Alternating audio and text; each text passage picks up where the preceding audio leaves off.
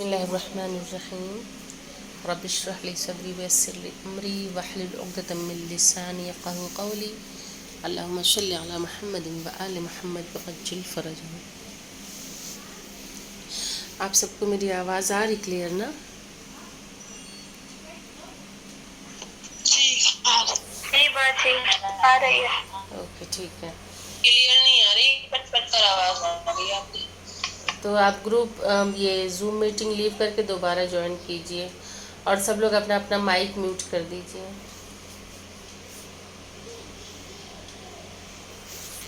باجی آپ کی طبیعت کیسی ہے باجی؟ جی الحمدللہ ٹھیک ہے.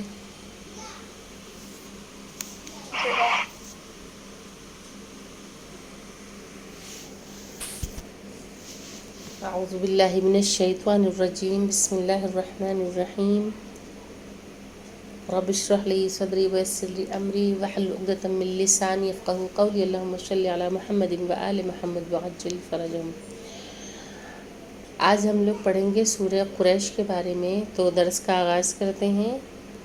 سب سے پہلے ہم تلاوت کریں گے الحمد کی، اس کے بعد ہم سورہ قریش پڑھیں گے. اعوذ باللہ من الشیطان الرجیم. بسم اللہ الرحمن الرحیم. الحمد للہ رب العالمین الرحمن الرحیم مالک یوم الدین ایاک نعبد و ایاک نستعین اهدنا الصراط المستقیم صراط الذین انعمت علیہم غیر المغضوب علیہم ولا الضالین. صدق اللہ العلی العظیم.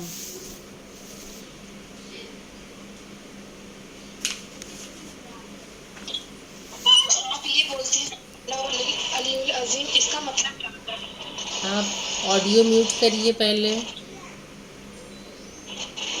سب لوگ اپنا اپنا آڈیو میوٹ کریے. کہ بے شک پروردگار جو ہے وہ سچا ہے اور اس کا وعدہ بھی سچ ہے، اور وہ علی العظیم بھی ہے، وہ بلند ترین ہے پروردگار، وہ عظیم ہے خدا. اس میں اللہ کی حمد و ثنا کی جاتی ہے، اور جو قرآن میں جو پروردگار عالم کا جو کلام نازل ہوا ہے اس کے بارے میں یہ بھی گواہی دیتے ہم لوگ کہ وہ سچ ہے. ٹھیک ہے.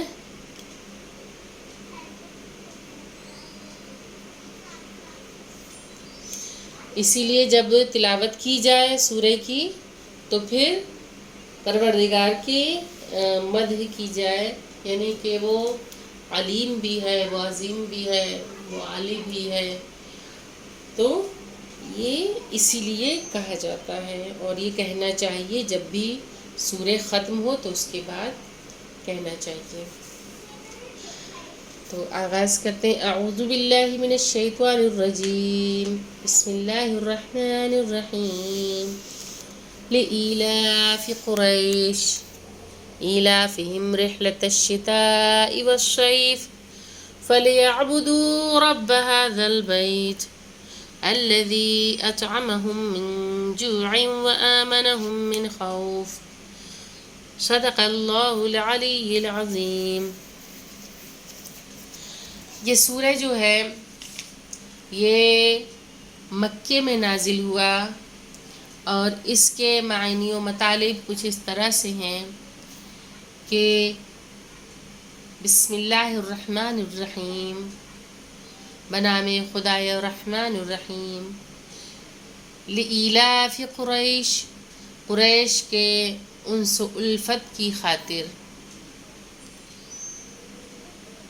إِلَافِهِمْ رِحْلَةَ الشِّتَاءِ وَالصَّيْفِ، جو انہیں سردی اور گرمی کے سفر سے ہے.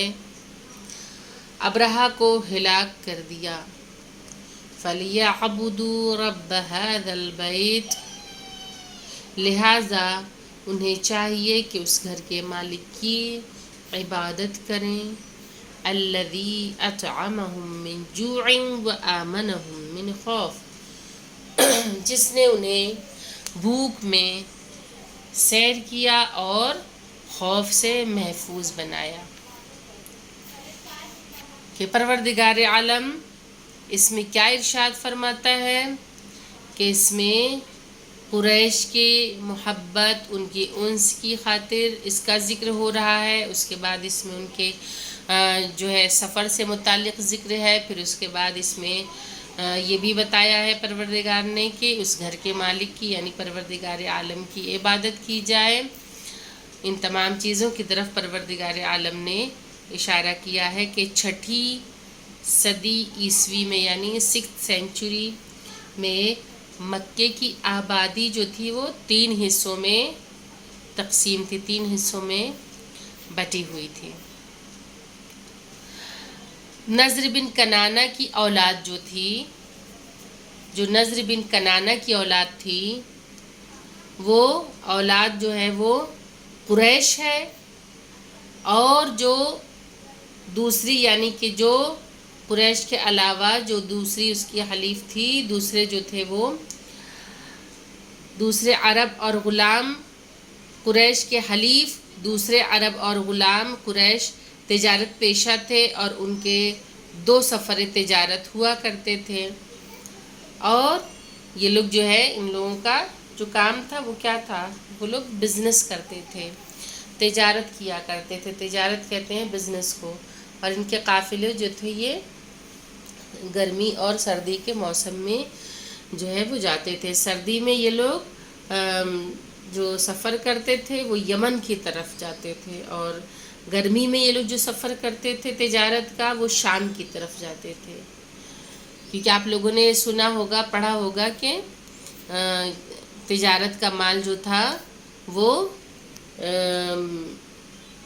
رسول خدا صلی اللہ علیہ وآلہ وسلم بھی گئے ہیں، اور ان کے والد بزرگوار جناب عبداللہ وہ بھی سفر پہ، تجارت کے سفر پہ جایا کرتے تھے. اور وہ اسی بیچ وہ اس دنیا سے یعنی دار فانی سے رخصت بھی ہو گئے کہ جو جناب عبداللہ جو تھے یعنی رسول اکرم حضرت محمد مصطفیٰ صلی اللہ علیہ وآلہ وسلم کے جو والد بزرگوار تھے، جو ان کے بابا تھے، وہ بھی سفر تجارت پہ جایا کرتے تھے. اور شام کی طرف انہوں نے جب سفر تجارت کیا تو اسی سے واپسی کے دوران رسول خدا کے جو والد تھے ان کا وہ اس دنیا سے رخصت ہو گئے، اس دار فانی سے چلے گئے. اور اس طرح سے نبی کریم جو تھے وہ یتیم ہو گئے. تو ان کا 2 سفر ہوتا تھا، ایک سردی میں ہوتا تھا جو یہ لوگ یمن کی طرف جاتے تھے، اور دوسرا جو تھا وہ گرمی میں ہوتا تھا، یہ لوگ شام کی طرف یعنی کہ سیریا جسے کہتے ہیں یا ڈیمیسکس کہتے ہیں. آج کے دور میں اس کو ڈیمیسکس کہا جاتا ہے. سیریا آپ لوگوں نے سنا ہوگا کیونکہ اچھا یہ دونوں جو علاقے ہیں اگر ہم اس ڈیٹ میں دیکھیں تو ان دونوں علاقوں پہ ظلم ہو رہا ہے. آپ لوگ اگر نیوز دیکھتی ہوں گی تو آپ کو پتہ ہوگا کہ یمن میں کس قدر سعودی حکومت نے بمباری کی ہے اور بالکل تباہ و برباد کر دیا ہے. یمن کے حالات بہت خراب کر دیے. وہاں کے بچے جو ہیں وہ اس دور میں بھی بھوکے مر رہے ہیں.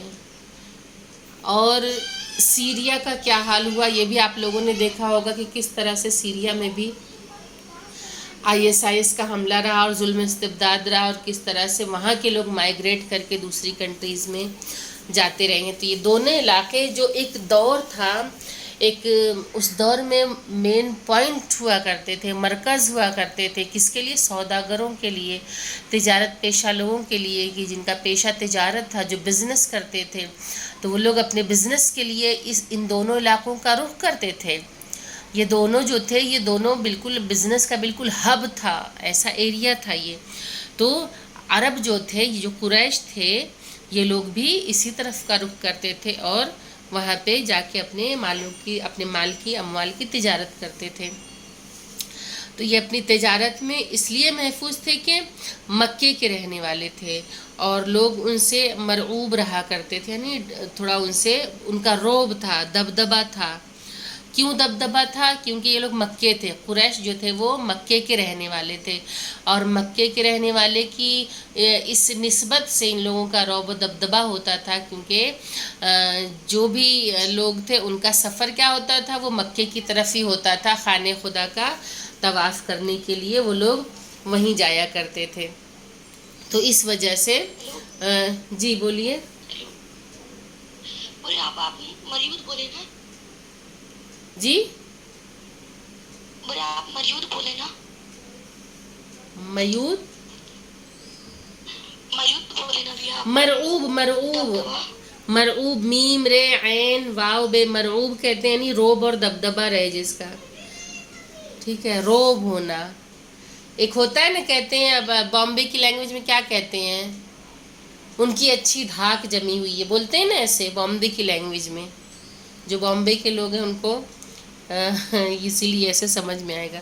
ایک روب ہونا، دبدبا ہونا. ٹھیک ہے، سمجھ میں آیا آپ کی؟ جی ہاں ٹھیک ہے. تو اس لیے ان لوگوں کا روب تھا کہ یہ لوگ مکے کے تھے اور مکے کی طرف لوگوں کی مجبوری تھی سفر کر کے جانا اور وہاں پہ اس یعنی کہ خانہ کعبہ کا طواف کرنا. اور دہشت زدہ بھی تھے کہ بالآخر انہیں بھی حج کے موسم میں مکے جانا ہے. قدرت نے اسی احسان کو یاد دلا کر بتلایا ہے اس سورہ میں کہ ہر احسان کا ایک فریضہ ہوتا ہے، اور ہمارے احسان کا فریضہ یہ ہے کہ اس گھر کے مالک کی عبادت کرو جس کے طفیل میں یہ تجارت قائم ہے اور یہ امن و امان کی زندگی برقرار ہے. کہ پروردگار عالم نے اس میں مطالبہ کیا ہے اور کہا ہے، کیا کہا ہے کہ میری عبادت کرو، میرے سامنے سجدہ ریز ہو اور میرا شکریہ ادا کرو. کیونکہ یہ مکہ جو ہے یہ امن و امان کی جگہ ہے، اور اس جگہ سے تعلق ہونے کی وجہ سے تم جو ہے امن و امان میں ہو اور امن و امان کی زندگی بسر کر رہے ہو. کہ جس نے انہیں بھوک میں سیر کیا اور خوف سے محفوظ بنایا، کہ پروردگار عالم نے جب وہ بھوکے تھے عرب جب تو ان لوگوں کو سیر و سیراب کیا. کس نے؟ اللہ نے. تو اللہ یہی چاہتا ہے کہ تم عبادت کرو اس کی. تو اس میں کہ اس طرح ہے کہ اصحاب فیل کا عذاب اس بنا پر تھا کہ قریش اس سرزمین مقدس سے الفت رکھیں اور پیغمبر کے ظہور کے مقدمات فراہم ہوں. انہیں سردیوں اور گرمیوں کے سفر سے الفت ہے. اور جو اس کا تیسرا پوائنٹ ہے، پس اس عظیم نعمت کے شکرانے کے طور پہ اس گھر کے پروردگار کی عبادت کریں. اور چوتھا پوائنٹ جو ہے، وہی جس نے انہیں بھوک سے نجات دی اور بدامنی سے نجات دی، یعنی وہی پروردگار. اچھا، اس میں جو ہے اشارتاً اس میں کھل کے یہ نہیں بتایا ہے کہ اس کا ذکر نہیں کیا ہے کہ پوری بات، یعنی پورا واقعہ جو فیل کا ذکر ہوا وہ سورہ فیل میں آیا ہے. فیل کہتے ہیں ہاتھی کو، ٹھیک ہے، فیل کہتے ہیں عربی میں ہاتھی کو. اور اصحاب فیل جو تھے وہ یعنی کہ ہاتھیوں والے لشکر والے جو تھے انہیں اصحاب فیل کہا گیا ہے. تو سورہ فیل جو ہے اور سورہ قریش، ان دونوں کے جو مضامین ہیں وہ ملتے جلتے ہیں. اسی لیے جب بھی اگر کوئی اس سورہ کو پڑھنا چاہے نماز میں تو ان دونوں سوروں کی تلاوت کرے، ایک سورہ کو پڑھنا کافی نہیں ہوگا. تو سورہ فیل اور سورہ قریش بھی پڑھے گا. سورہ فیل پڑھتا ہے تو سورہ قریش بھی پڑھے. تو اس میں جو ہے کیونکہ اس کے مضامین ملتے جلتے ہیں. اور ابرہہ جو تھا، ابرہۃ الاشرم، خانہ کعبہ پہ جس نے حملہ کیا تھا، وہ کون تھا؟ ابرہۃ الاشرم اس کا نام تھا. اور وہ پوری فوج لے کر خانہ کعبہ پہ جب حملہ کرنے کے لیے گیا ہے تو اس وقت جو ہے اب اس وقت پروردگار عالم نے کس طرح سے خانہ کعبہ کو بچایا ہے، یعنی کہ چڑیوں کا، ابابیل کا لشکر بھیج کے. کل جو ہم لوگ درس پڑھیں گے اس میں ہم لوگ اسی سے متعلق پڑھیں گے. اور اس میں ابرہہ کا نام آ گیا تو میں نے اس کے بارے میں تھوڑا سا آپ لوگوں کو بتا دیا ہے. کل انشاءاللہ جو ہم لوگ تفسیر پڑھیں گے اس واقعے کی پوری ڈیٹیل ہم لوگ انشاءاللہ پڑھیں گے. تو جو ابرہہ تھا اس کے لشکر کو ہلاک کر دیا پروردگار عالم نے، برباد کر دیا، کیونکہ وہ جو تھا وہ اب خانہ کعبہ کو ڈھانے کے لیے آیا تھا. تو یہاں پہ مطالبہ یہ کیا جا رہا ہے کہ بس تم کیا کرو، عبادت کرو. کس کی عبادت کرو؟ اسی پروردگار کی عبادت کرو کہ جو اس گھر کا مالک ہے، یعنی جس گھر کو اللہ نے بچایا. کس سے بچایا؟ ابرہہ کے لشکر سے.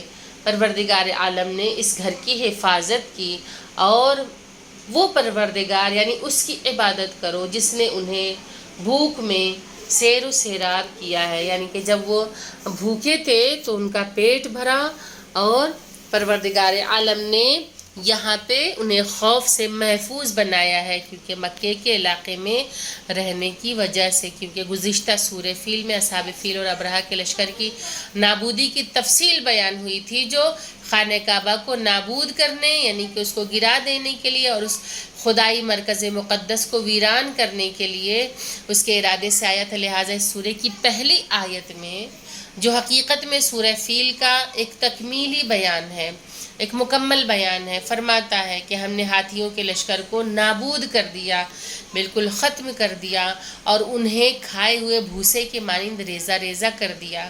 بالکل اس طرح سے بنا دیا کہ جیسے چبایا ہوا بھوسا ہوتا ہے، تاکہ قریش اس مقدس سرزمین سے الفت پیدا کریں، محبت پیدا کریں، اور پیغمبر اکرم حضرت محمد مصطفیٰ صلی اللہ علیہ وآلہ وسلم کے ظہور کے مقدمات فراہم ہوں. لإلاف قریش کے بارے میں ہے. اس کے معنی یہ ہیں کہ ایلاف مصدر ہے الفت بخشنے کے، یعنی کہ محبت بخشنے کے، تو ان کے اندر جو تھی وہ محبت پیدا ہو.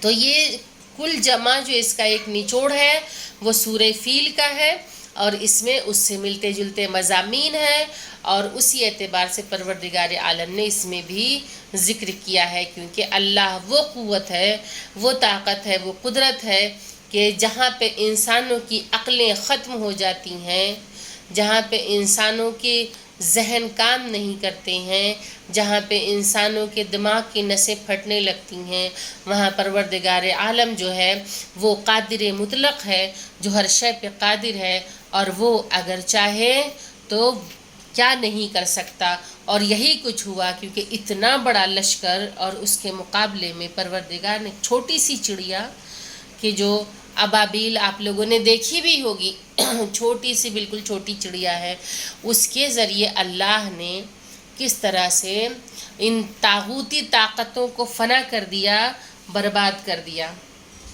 اور پھر دوبارہ ان کی ہمت نہیں ہوئی کہ کوئی اس طرح کی سرکشی کرتا. کیونکہ ابرہہ نے جو سرکشی کی تھی خانہ کعبہ کو ڈھانے کی، اللہ نے اسے ایسا سبق سکھایا، اس طرح سے اسے نیست و نابود کر دیا کہ پھر اس قسم کی حرکت کرنے کی کسی کی ہمت نہیں ہوئی. اور اللہ نے اپنے اسی احسان کو یاد دلایا ہے کہ ہم نے تمہارے اوپر احسان کیا ہے، اور اب تمہارا فریضہ ہے کہ میری عبادت کرو، یعنی اللہ کا نام لو، اس کے سامنے سجدہ ریز ہو جاؤ، کیونکہ وہی اللہ ہے کہ جو انسان کو خوف سے امان میں رکھنے والا ہے، وہی پروردگار ہے کہ جو بھوک لگنے پہ انسان کو سیر کرتا ہے، کیونکہ کوئی طاقت نہیں ہے کہ جو کھلا سکے انسان کو سوائے اللہ کی قوت کے. اگر خدا نہ چاہے تو کوئی کسی کو سیر بھی نہیں کر سکتا. تو اللہ نے جس طرح سے ان لوگوں کو یعنی ان عربوں کے اوپر مہربانی کی، اپنا فضل و کرم کیا، تو اس کا مطالبہ بھی اللہ نے کیا. اور عرب جو تھے یہ بہت شارپ مائنڈ ہوا کرتے تھے.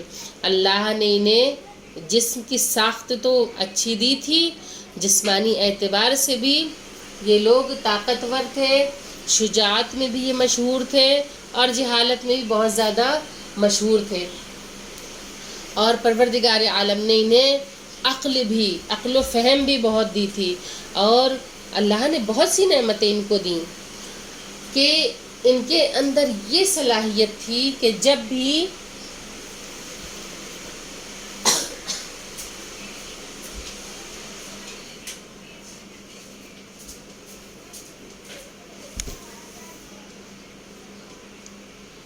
مائک میوٹ ہو گیا تھا، کہ یہ اس قدر شارپ مائنڈ تھے کہ اگر راستے میں اگر یہ پیروں کے نشان دیکھتے تھے کسی مسافر کے اگر پیروں کے نشان دیکھتے تھے تو وہ سمجھ جاتے تھے کہ یہ انسان وطن میں واپس آیا ہے یا یہ اپنے وطن سے دور جا رہا ہے. ذرا سوچئے دماغ کس قدر ان لوگوں کو اللہ نے دیا تھا کہ جب بھی کوئی اپنے وطن واپس آتا ہے تو خوشی خوشی واپس آتا ہے تو اس کے قدموں کے نشان جو ہوتے ہیں وہ بہت جلدی جلدی پڑتے ہیں، اور وہ چاہتا ہے کہ وہ جتنے دور دور پڑتے ہیں لمبے لمبے ڈگ بھرتا ہوا وہ آگے بڑھتا ہے کہ جلدی سے گھر پہنچ جائے. لیکن جب کوئی اپنے وطن سے واپس جاتا ہے تو اس کے قدم جو ہوتے ہیں وہ سلو اٹھتے ہیں اور نزدیک قریب قریب رکھتا ہے کہ جتنا ہو سکے اپنے وطن کی سرزمین سے جڑا رہے. تو پروردگار عالم نے انہیں بہت ساری نعمتیں دی تھیں، بہت ساری ان لوگوں کو اللہ نے اپنی رحمتیں عطا فرمائی تھیں. اور یہ الگ بات ہے کہ اس میں سے کچھ ایمان لے آئے اور کچھ جو تھے وہ سرکشی پہ آمادہ رہے، اور کچھ ایمان لانے کے بعد بھی سرکشی کرتے رہے. اللہ نے قرآن میں بھی ایسے ایسے لوگوں کو، ان لوگوں کے چہرے کو جو ہے وہ کھول کے رکھ دیا ہے کہ لوگ کس طرح سے نبی کریم کی بزم میں بیٹھتے تھے اور پھر بعد میں جب اپنے والوں میں جاتے تھے تو کس طرح سے برا بھلا کہا کرتے تھے. تو یہ سورج جو ہے یہ ہے تو مختصراً، لیکن یہ سورج ریلیٹڈ ہے کس سے، جو آگے جو سورہ آپ لوگ پڑھیں گی، یعنی کہ ہم لوگ تو پیچھے سے پڑھ رہے ہیں، تو اس کے پہلے والا سورہ جو ہے یعنی کہ سورہ فیل، تو یہ سورہ فیل سے متعلق ہے انشاءاللہ. کیونکہ آج ٹائم جو ہے 2:31 ہو چکا ہے، تو انشاءاللہ کل ہم لوگ اس کے بارے میں پڑھیں گے. کل ہم لوگ سورہ فیل کے بارے میں پڑھیں گے، اس واقعے کے بارے میں پڑھیں گے، کس نے حملہ کیا اور اس خانہ کعبہ کو کس نے بچایا، اور کس طرح سے یقین و اعتماد جناب عبد المطلب کا نظر آیا کہ اللہ پہ یقین اس قدر تھا کہ خانہ کعبہ کی حفاظت کے لیے انہوں نے سب کچھ خدا پہ چھوڑ دیا تھا. تو کل جب ہم لوگ پڑھیں گے تو اس کی ڈیٹیل پڑھیں گے انشاءاللہ. تو آج جو ہم لوگوں نے سورہ پڑھا ہے یہ سمجھ میں آیا آپ لوگوں کے؟ جی ٹھیک ہے. کل ہم لوگ جب پڑھیں گے اس کی ڈیٹیل تو پھر اور اچھے طریقے سے سمجھ میں آئے گا. اور آج کتنی رمضان ہے؟ 10 تاریخ، ٹھیک ہے، 10 رمضان ہو گئی. پہلا عشرہ جو ہے رمضان کا ماہ مبارک کا ختم ہو رہا ہے، آج ختم ہو جائے گا انشاءاللہ.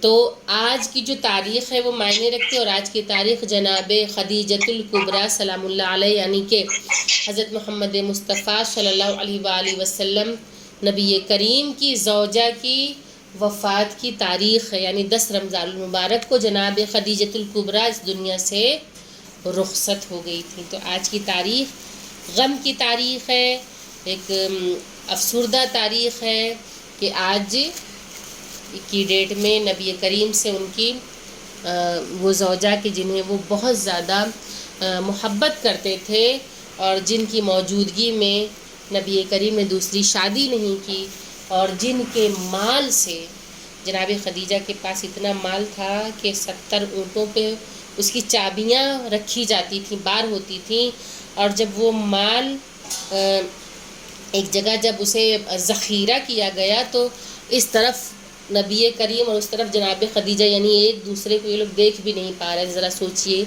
کہ اس زمانے کی یہ بلینئر لیڈی تھیں اور ایک بزنس ٹائکون تھیں.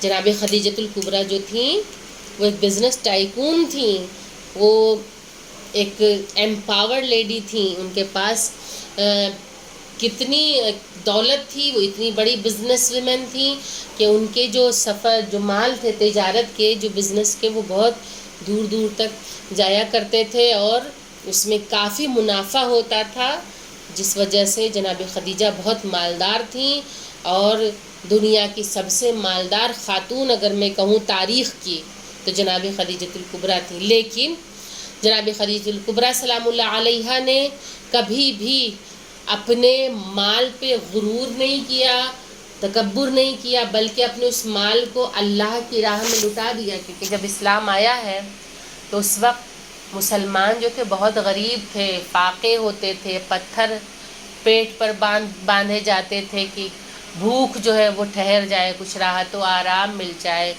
اور اس قدر فاقے ہوتے تھے کہ لوگ مائک بند کریے کہ کھجوروں پہ گزارا ہوتا تھا، کسی وقت ملے کسی وقت نہیں ملے، تو مال خدیجہ جو تھا وہ اس کے دہانے جناب خدیجۃ الکبریٰ نے کھول دیے تھے، اور اپنے مال کے دہانے کھول دیے، اور اس مال سے عرب میں سب کے گھروں میں چولہے جلا کرتے تھے، جناب خدیجۃ الکبریٰ تھی۔ اور ایک اور جو سب سے بڑی بات میں کہوں گی کہ جب شادی ہوئی ہے رسول خدا صلی اللہ علیہ وآلہ وسلم کی، حالانکہ میرا موضوع ہے نہیں، لیکن کیونکہ آج ان کی وفات کا دن ہے اور بات نکل آئی ہے تو میں تھوڑا سا ان کا انٹروڈکشن، کیونکہ ان کا ذکر ہونا بھی ضروری ہے اگر ان کی تاریخ وفات ہے تو، کہ جناب خدیجۃ الکبریٰ سلام اللہ علیہا کی ایج کیا تھی جب ان کی شادی ہوئی ہے نبی کریم سے؟ تو وہ 40 سال کی تھیں، اور نبی کریم حضرت محمد مصطفیٰ صلی اللہ علیہ وآلہ وسلم کی عمر 25 سال کی تھی۔ اتنا بڑا ایج ڈیفرنس دیکھیے کہ کتنا ایج ڈیفرنس تھا، کتنا بڑا گیپ تھا، لیکن یہاں پہ ایج معنی نہیں رکھتی تھی، معنی رکھتا تھا تو ایمان معنی رکھتا تھا۔ نبی کریم نے یہ نہیں دیکھا کہ یہ مجھ سے کتنی عمر میں بڑی ہیں، بلکہ ایمان کامل اور صادق جو تھا وہ معنی رکھتا تھا۔ اور جناب خدیجۃ الکبریٰ کے بارے میں یہ بھی لوگ کہتے ہیں کہ وہ بیوہ تھیں، اور لیکن یہ بات سراسر غلط ہے، وہ بیوہ نہیں تھیں، بلکہ 40 سال کی عمر تک ان کی شادی نہیں ہوئی تھی، وہ باکرہ تھیں، وہ کنواری تھیں، ان کی شادی 40 سال کی ایج تک نہیں ہوئی تھی۔ ان کی پہلی اور آخری شادی ہوئی ہے وہ نبی کریم حضرت محمد مصطفیٰ صلی اللہ علیہ وآلہ وسلم سے، اور جن سے جو اولادیں ہوئیں یعنی کہ جناب عبداللہ اور طاہر اور ابراہیم، یہ 2 اولادیں یعنی 2 بیٹے اور 1 بیٹی جناب فاطمہ زہرا سلام اللہ علیہا، اور جو 2 بیٹے تھے ان کو اللہ نے نبی کریم سے لے لیا، یعنی کہ وہ اس دنیا سے رخصت ہو چکے تھے۔ اس کے بعد جناب فاطمہ زہرا سلام اللہ علیہا کے ذریعے اللہ نے نبی کریم کی نسل چلائی۔ اور جو یہ ایک بات جو لوگ کہتے ہیں کہ جناب خدیجۃ الکبریٰ جو تھیں نبی کریم کی 1 نہیں بلکہ 3 بیٹیاں تھیں، یعنی ایک کا نام زینب تھا اور ایک کا نام کلثوم تھا، تو یہ بھی غلط بات ہے۔ جناب خدیجۃ الکبریٰ اور نبی کریم کی صرف 3 اولادیں تھیں، جن میں 2 بیٹے تھے جو دنیا سے رخصت ہو گئے، اور ایک جناب فاطمہ زہرا تھی بیٹی، جو جن 2 بیٹیوں کا ذکر تاریخ میں ملتا ہے وہ دونوں بیٹیاں جناب خدیجۃ الکبریٰ کی بہن حالہ، ان کا نام حالہ تھا، تو حالہ کی جو 2 بیٹیاں تھیں ان کو جناب خدیجہ اپنے ساتھ لائی تھیں، اور ان کی پرورش جناب خدیجۃ الکبریٰ نے اس طرح سے کی تھی کہ ایسا معلوم ہوتا تھا کہ یہ ان کی اپنی بیٹیاں ہیں، حالانکہ وہ ان کی سگی بیٹیاں نہیں تھیں، وہ ان کی بہن کی بیٹیاں تھیں جن کا نام زینب تھا اور کلثوم تھا۔ اور جناب فاطمہ زہرا سلام اللہ علیہا حضرت محمد مصطفیٰ صلی اللہ علیہ وآلہ وسلم اور جناب خدیجۃ الکبریٰ سلام اللہ علیہا کی اکلوتی بیٹی تھیں، اور ان کی کوئی بہن نہیں تھی بلکہ 2 بھائی تھے جو بچپن میں ہی دنیا سے رخصت ہو گئے۔ تو جناب خدیجۃ الکبریٰ نے اپنی پوری زندگی جو تھی وہ نبی کریم کے لیے اور دین اسلام کے لیے، اس کی خدمت کے لیے وقف کر دی، اللہ کے لیے وقف کر دی۔ اب ہم لوگوں کا 1-2 منٹ میں میٹنگ جو ہے وہ ختم ہو جائے گی، لہٰذا میں اس کو یہیں پہ سٹاپ کرتی ہوں۔ انشاءاللہ پھر کل کے درس میں آپ لوگوں سے ملاقات ہوگی جب ہم لوگ سورہ فیل پڑھیں گے ڈیٹیل میں انشاءاللہ۔ ٹھیک ہے، درس سمجھ میں آیا آپ لوگوں کو؟ جی بات سمجھ میں آیا۔ اوکے نہیں سمجھ میں آیا جی، کس کو نہیں سمجھ میں آیا؟